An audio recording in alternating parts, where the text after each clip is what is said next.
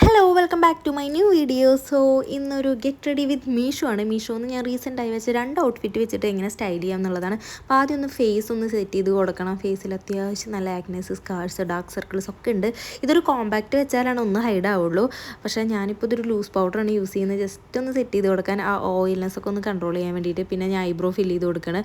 Eyebrow fill ചെയ്യുമ്പോൾ ഞാൻ മുകളിലും താഴെയും ലൈൻ ചെയ്ത് കൊടുത്തിട്ട് സെൻറ്ററിൽ ഒന്ന് ആ ഗ്യാപ്പൊക്കെ ഫില്ല് ചെയ്ത് ജസ്റ്റ് സ്പൂൽ ചെയ്ത് വെച്ചിട്ടൊന്ന് കൊടുക്കും. അപ്പോൾ തന്നെ നല്ല സെറ്റാവും.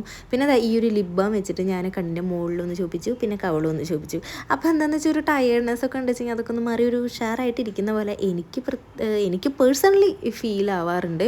പിന്നെ ഒന്ന് ലിപ് ലൈൻ ചെയ്ത് കൊടുത്തു, പിന്നെ ഒരു ലിപ്സ്റ്റിക്ക് ഇട്ടു, അത്രയേ ഉള്ളൂ. അപ്പോൾ ഇതാണ് നമ്മുടെ ഔട്ട്ഫിറ്റ് എന്ന് പറയുന്നത്. ഇതൊരു ഹോൾട്ടർനെക്ക് ആയിട്ടുള്ള ക്രോപ്പ് ടോപ്പാണ്. ഇതിങ്ങനെ കോംബോ സെറ്റ് ആയിട്ടാണ് കിട്ടുന്നത്, ബ്ലാക്കും വൈറ്റും. പിന്നെ അതൊരു ബ്രൗൺ ഷെയ്ഡിലുള്ള ഒരു പാൻസാണ്, ഒരു കൊറിയൻ വൈബ് പാൻറ്റാണ്. പിന്നെ അതാ അവിടെയൊക്കെ പെട്ടയായി, അതാണ് ഞാൻ നോക്കുന്നത്. പോട്ടെ. പിന്നെ ഈ ഒരു ജാക്കറ്റ്, ഇത് ഞാൻ ആമസോണിൽ നിന്ന് വാങ്ങിച്ചതാണ്. ഇത് ഞാൻ ജസ്റ്റ് ഒന്ന് സ്റ്റൈൽ ചെയ്ത് നോക്കിയതാണ്. അപ്പോൾ ഇതിൻ്റെ കൂടെ കാണിച്ചു എന്ന് മാത്രം.